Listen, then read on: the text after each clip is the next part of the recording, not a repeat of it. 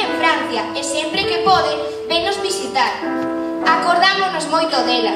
Adoita contarnos contos antigos que lle contou a súa avoa, a que tamén lle contou a súa avoa, e a esta avoa a súa avoa, e a esta avoa a súa avoa. Vanche boa, así poderíamos seguir ata perdernos no tempo. Ela chamamos os contos da miña nai Oca. Sabedes por qué? Pois volo imos contar. Nas noites de verán, cando non queremos ir dormir, aparece a nosa avoa polo cuarto e dinos: Sabedes os contos da miña nai Oca? Que boca! Non dicen boca, senón oca. Así que den oca en oca e tiro porque me toca. O que vos digo es que se sabedes os contos da miña nai Oca. Maites, a nós sempre nos encanta dicir palabras acabadas en oca. Que foca? Non dicen foca, senón oca. Así que den oca en oca e tiro porque me toca. Sabedes os contos de mamá Oca? E así sigue que si coca, louca, pouca, roca, tapioca. Logo de cantar a canción, empeza a contarnos algún dos contos que ela sabe. Pero non todas as partes dos contos nos gustan por igual. A miúdo hai algún momento especial en cada conto que nos impresiona máis. É un destes instantes onde o tempo se detén, quedamos cos ollos fixos e coa cabeza 100 por hora. Seguro que cada un de vos tedes unha selección de momentos especiais. Por exemplo, cando o sapo se converte en príncipe, o xastre caza unicornio ou se lle alonga a nariz a Pinocho. A min encanta o zapato de cristal da Cenicienta, que eso se asusta o seu delicado pé. Pois a min escuridade na que Garbancito berra: na barriga do boi que se move, onde nin trona nin chove. E que me dicides do oso de polo que ensinaban Hansel e Gretel para enganar a teimada bruxa que lles quería comer? Ou o espello máxico de Brancaneves, que adiviña presente e futuro.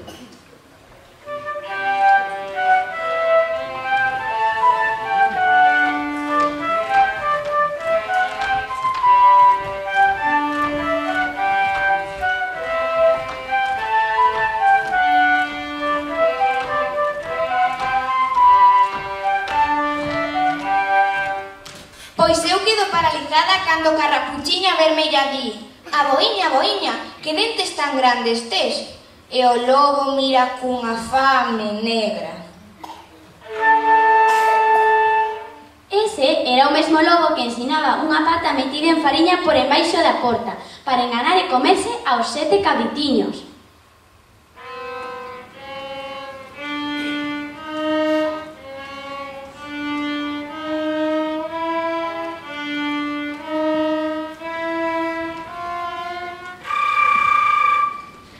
Falando de portas, faime tremer a porta pechada segreda de Barbazul, coa chave manchada de sangue.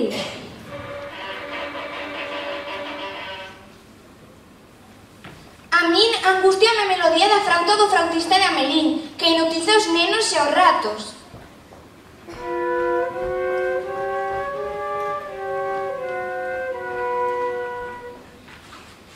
Pois a min ponme os pelos de punta aquilo de o país de irás e non volverás.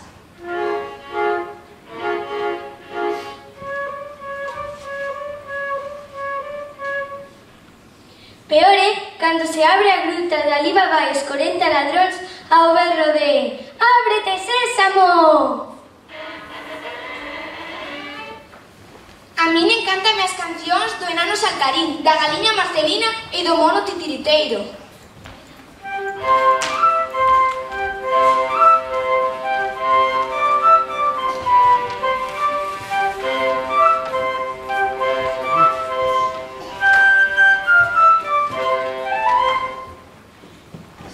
E as extraordinarias botas de 7 leguas do gato con botas, atravesando ríos e montañas.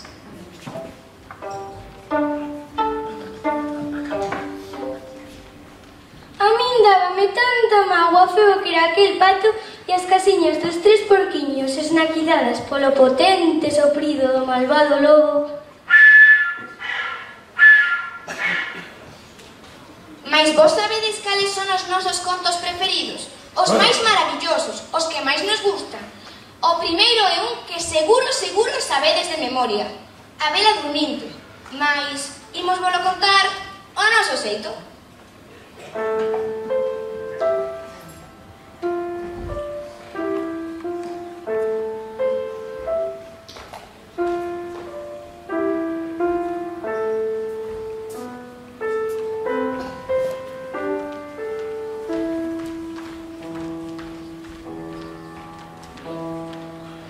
Había unha vez, nun reino moi afastado, a raíña deu a luz a unha preciosa meniña.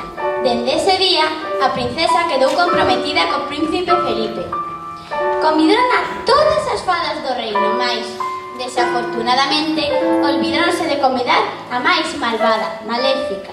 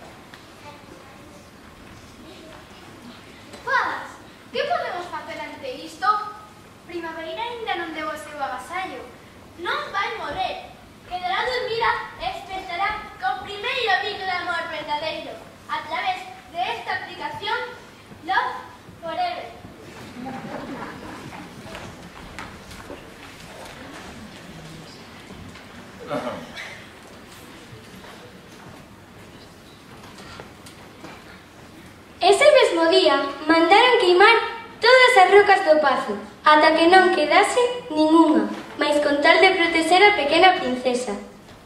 Ademais, as fadas propuseron levarse a princesiña lonxe do pazo, a un lugar onde elas, sen empregar magia ningunha, coidarían da princesa por 16 anos. E pasaron os anos, e as estacións, pasou o tempo, ata o día anterior ao seu aniversario.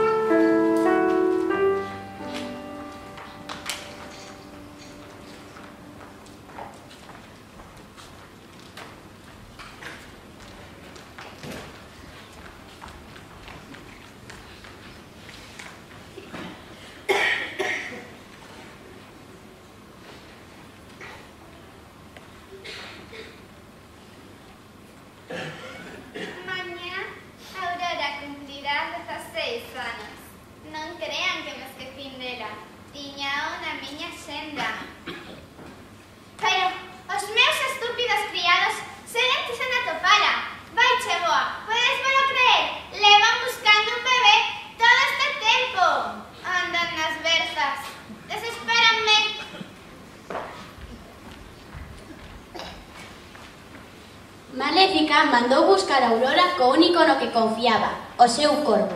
Namentres, as fadas preparaban a festa do 16 aniversario da princesa e para que ela non sospeitase, mandaron a buscar froitos do bosque.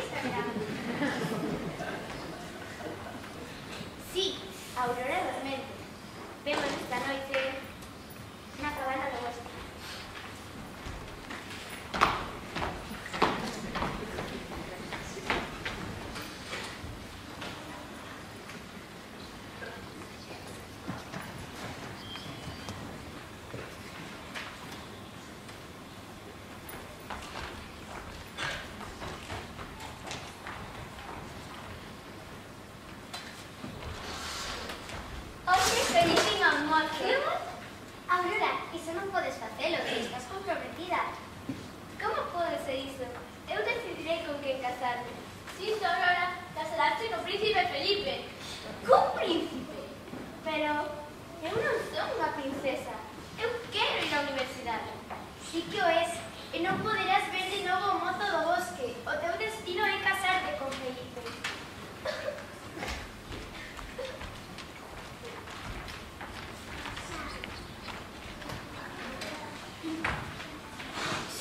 As fadas levaron máis tarde a princesa ao reino para poder presentala en sociedade.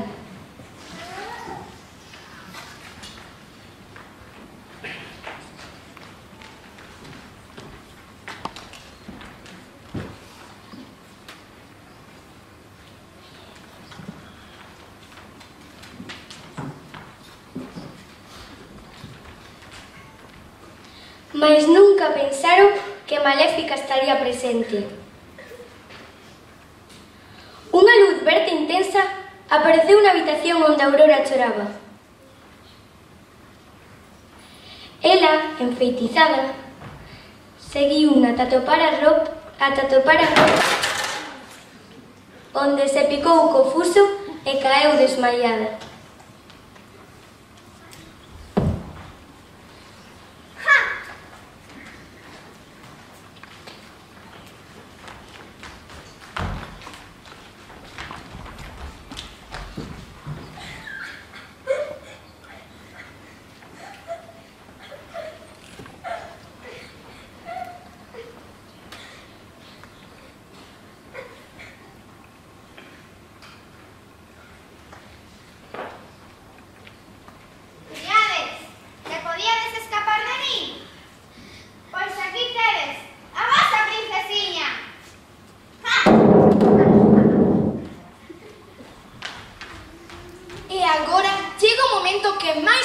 Deste conto é cando a princesa queda suavemente dormida e todo o pazo e o bosque vaise adormetendo de gabardiño canda ela.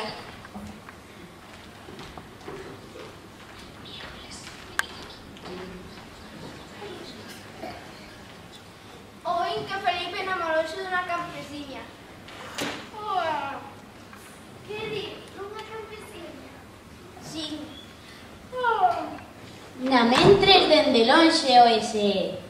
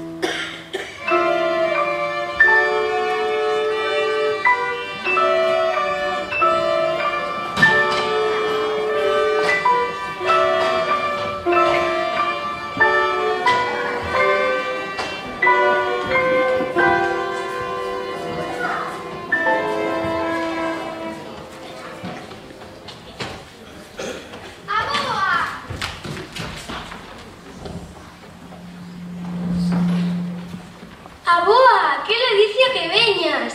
Botámoste tanto en falla cando non estás. Os vosos pais dixeronme que ibais interpretar as obras da miña nai Oca. E pensei, teño que ir a axudalas. E aquí estou, ainda que o tren atrasouse un pouquiño. E de onde saíron todas esas persoas? Pois veñen de diversos lugares, están moi interesados en escoitar as nosas historias. Certo? Sí. Aboa, neste momento estábamos contándoles o conto da vela dorminte. Entón, acabase de quedar dormida. Entón, é o momento ideal para introducirnos nos seus sonos. Vou deixar a maleta.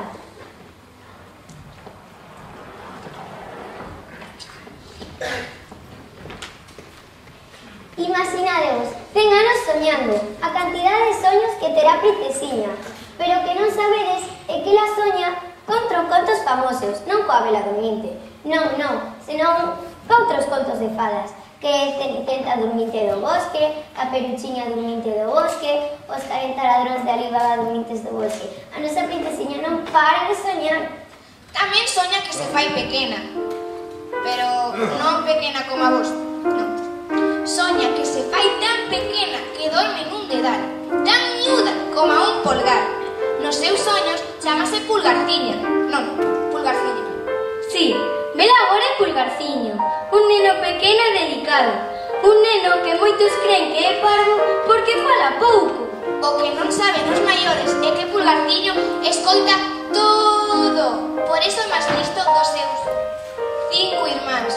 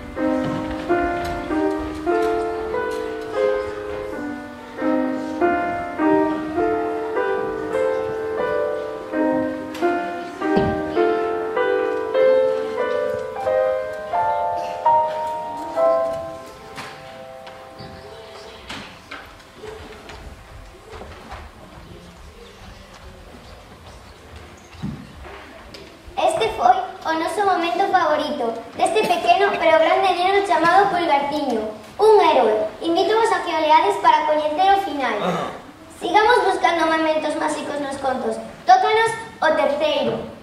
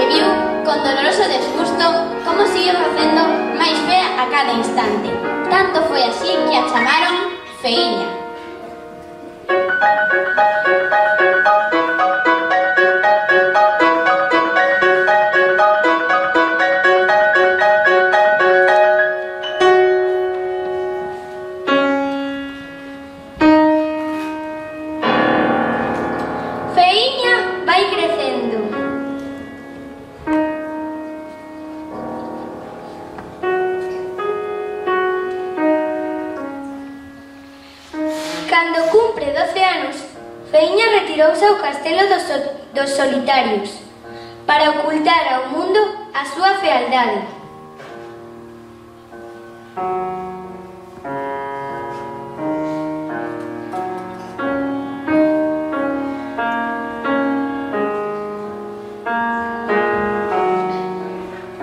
Pero apareceu Serpentino Verde, un príncipe que a perversa monigotina convertera nunha horrorosa píntega.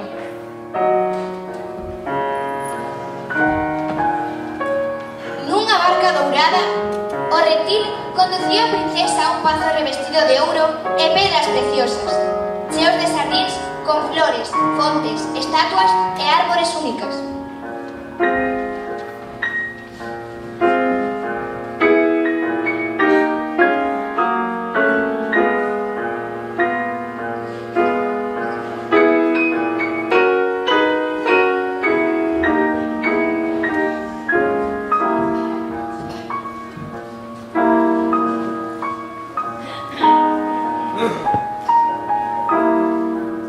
Debedes coñecer que Oriente é un país onde os reis son mandaríns.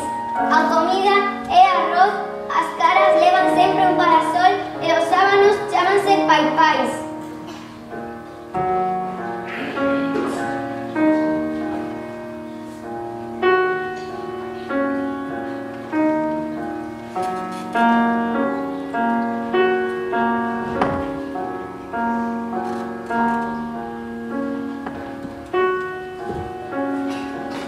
Aquel país chamado Pagodia estaba habitado por diminutos seres do tamaño de Pulgarciño, con formas extrañas e grotescas, chamados pagodos.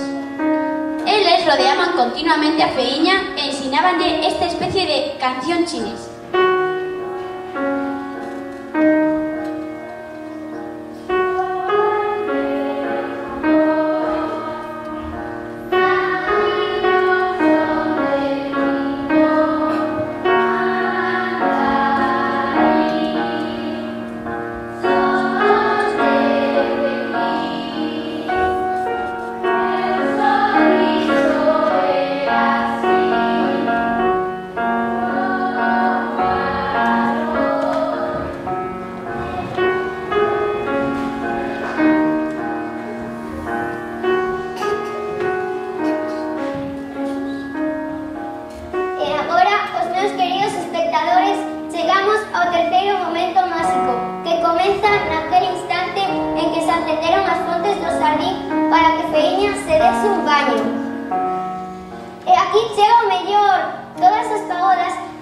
a tocar diminutos instrumentos diminutos, feitos a medida.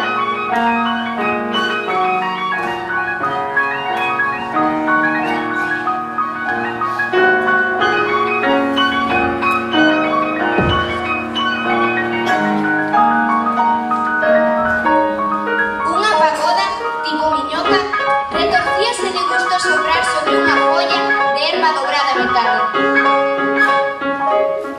Unha rata chinesa, do tamaño dun cacahuete, colocou un fillo de refresco, colocoulle na boca e comezou a soar esta especie de melodía.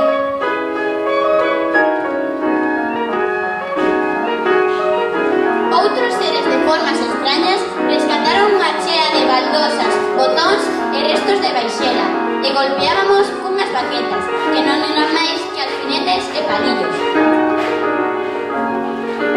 Un carangueso eremita colocou fíos de tea de araña sobre a súa concha de caracol e extraeu coas pinzas estes sons.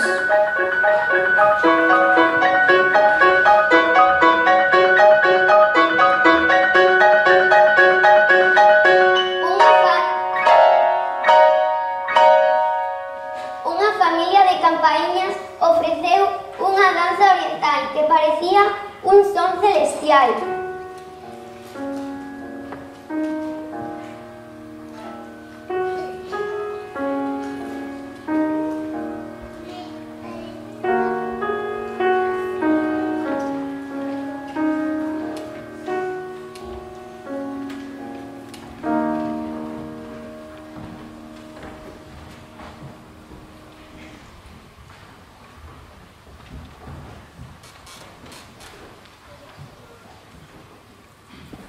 Feiña espiuse e meteuse no baño. Entón, todas as pagodas puxéronse a interpretar esta maravillosa melodía que resultaba tan agradable.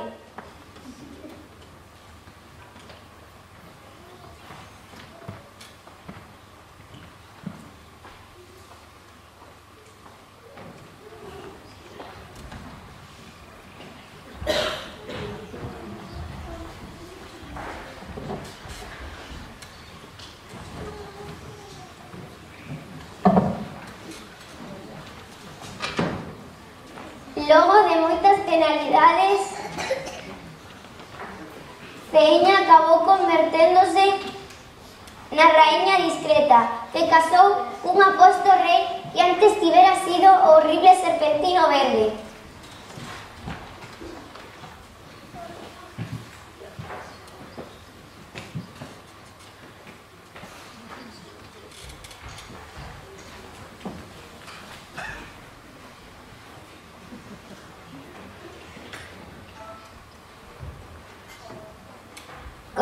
Coloreado, este conto vai rematado. Gustou vos, mozos? Sí. Sigamos buscando momentos máxicos nos contos. Tócanos o cuarto.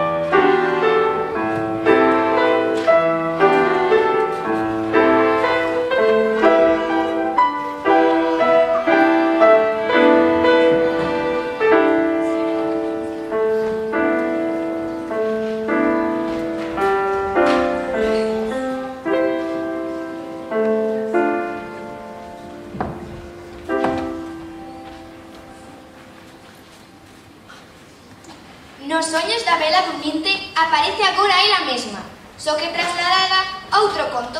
Xunta ela hai un ser horrible, mitad de león, oso e pantera.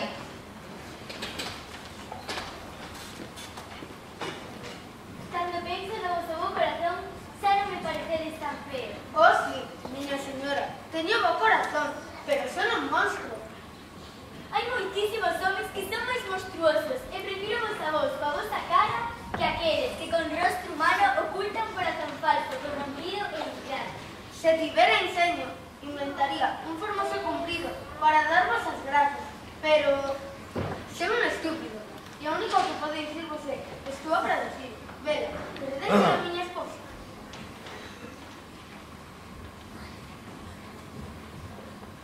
Non, besta.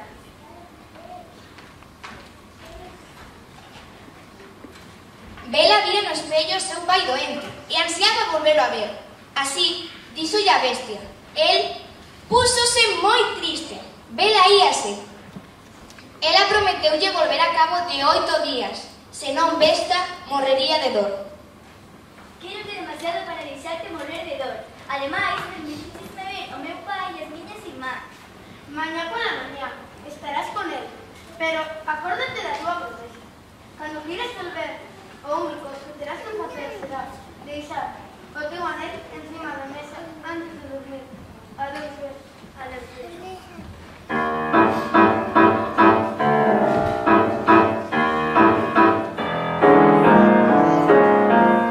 A mañá seguinte, Vela achábase na casa do seu pai. Pero as súas malvadas irmás, que a vexaban pola súa gracia e beleza, urdiron un plan. Distraer a Vela para que non regresase ao castelo. E funcionou. Unha noite, Vela soñou que Vesta estaba no xardín do castelo tendida na herba.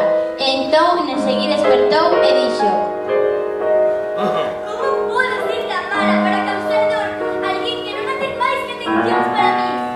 Por que non quise casarme con él? Sería moito máis feliz. Non é a beleza nin a inteligencia do esposo o que fai feliz a unha muller.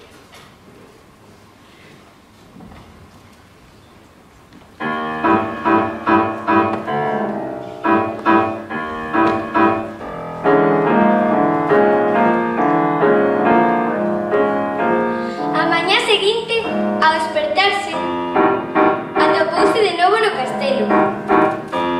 Agardou a besta ata as 9 da noite, pero como non aparecera, pensou que lle causara a morte. Así que empezou a percorrer o castelo.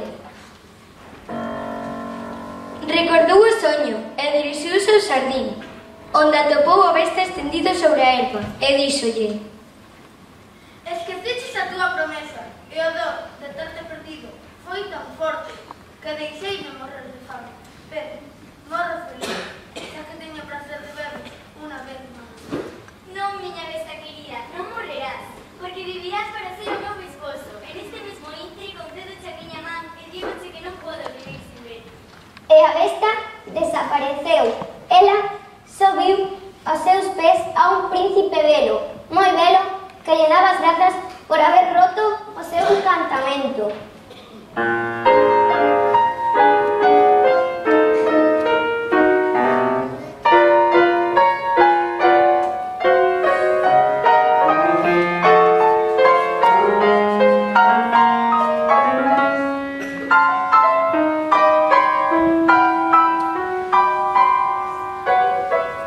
Bela historia de amor, verdade?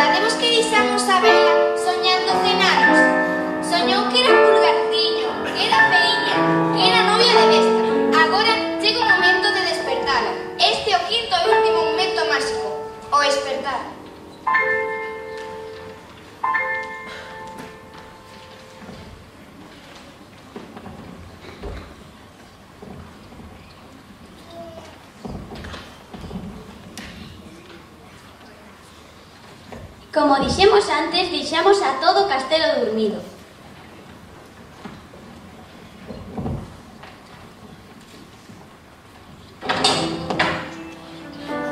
Nun momento, creceu ao redor do xardín tal cantidade de árbores, silveiras e espiños entrelazados que nin home nin animal puidera pasar, de forma que só se veía o alto das torres, e iso dende moi lonxe.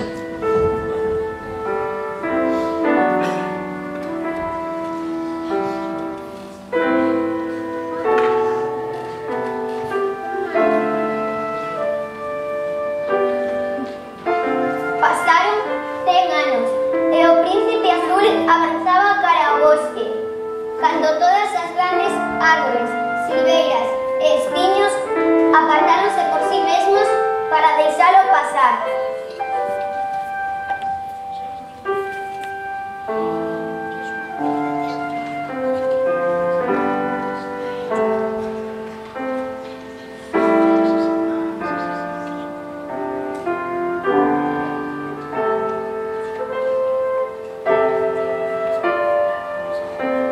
Entrou nun gran patio onde só había máis corpos estendidos de homes, mulleres, animais que semellaban mortos.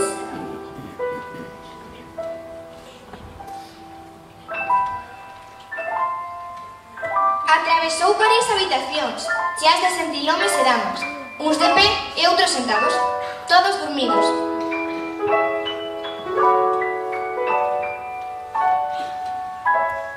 Entrou nunha habitación completamente dourada e viu nunha cama unha princesa que parecía ter 15 anos e cun brillo resplandecente tiña un fulgor divino e luminoso. Achegouse tremendo e maravillado. Axeonllouse ao seu carón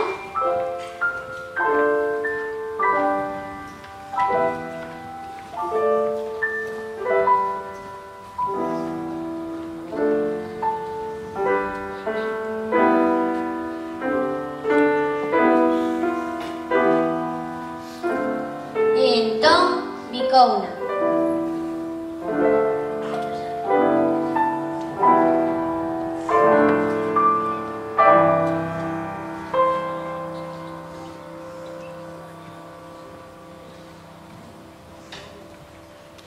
Entón espertou e dixo: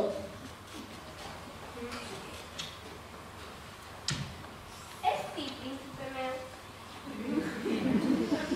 Fixéchesme esperar moito. Casarás comigo?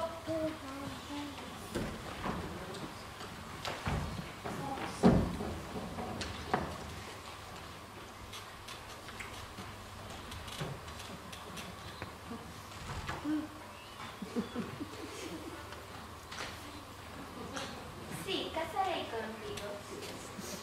Pero andaremos ainda un pouquiño. Primeiro quero ir á universidade.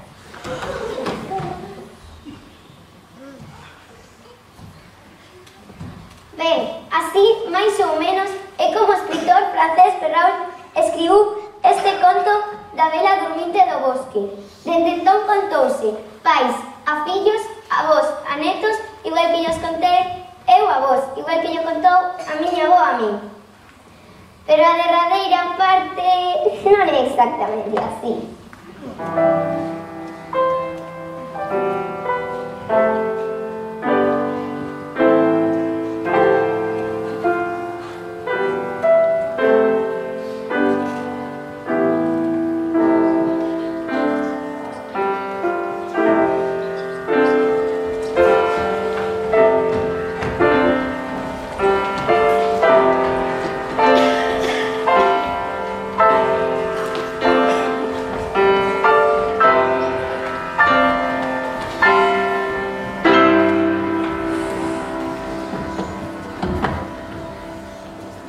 E para terminar, queredes que vos contemos os contos ao revés?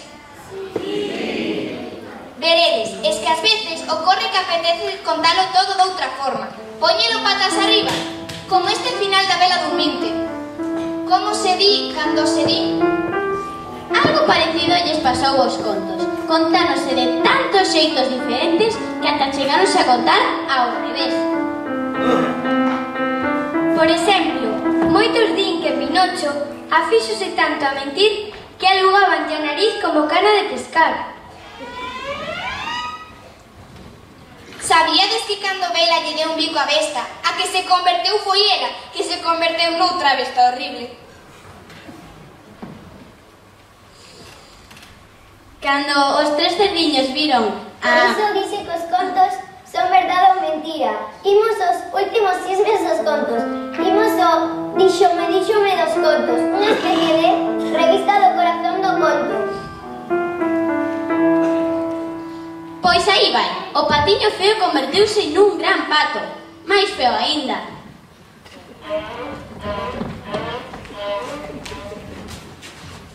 Garaganciño acabou coa súa vida nun cocido, con outros moitos garabanzos.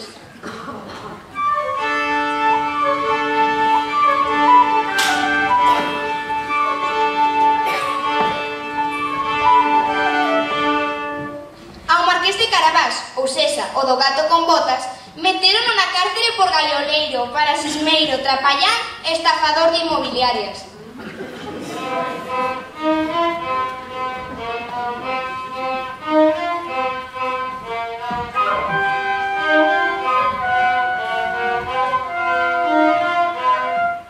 O único que conseguiu o título de arquitecto foi o terceiro dos tres cerdiños, que construía a súa casa con produtos IKEA.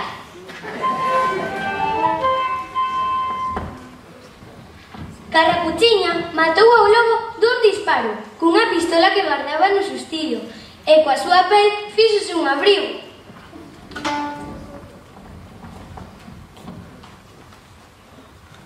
O anano saltarín foi eliminado das Olimpiadas por non saltar o mínimo exixido.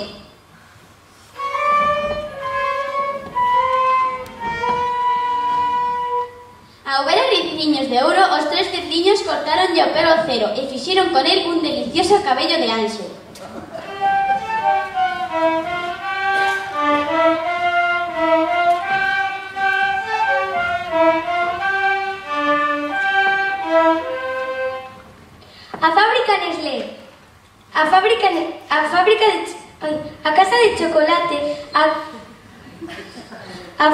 A casa de chocolate de Hansel e Gretel era a fábrica Nestlé. Os dous acabaron como directivos da empresa.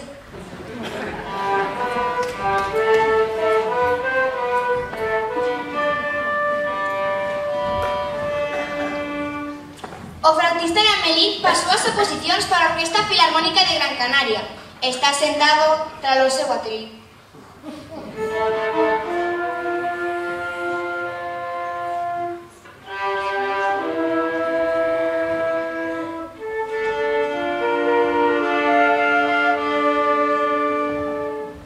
Ao decatarse de que o príncipe era un fachendoso, a Cenicienta deixoulle plantado e liscou coas xoas da coroa.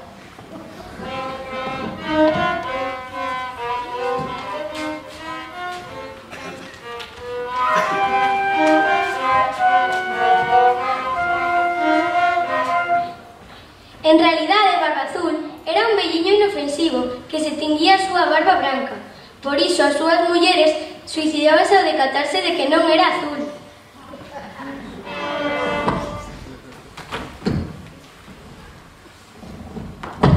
A ratiña presumida foi proclamada Miss Universo.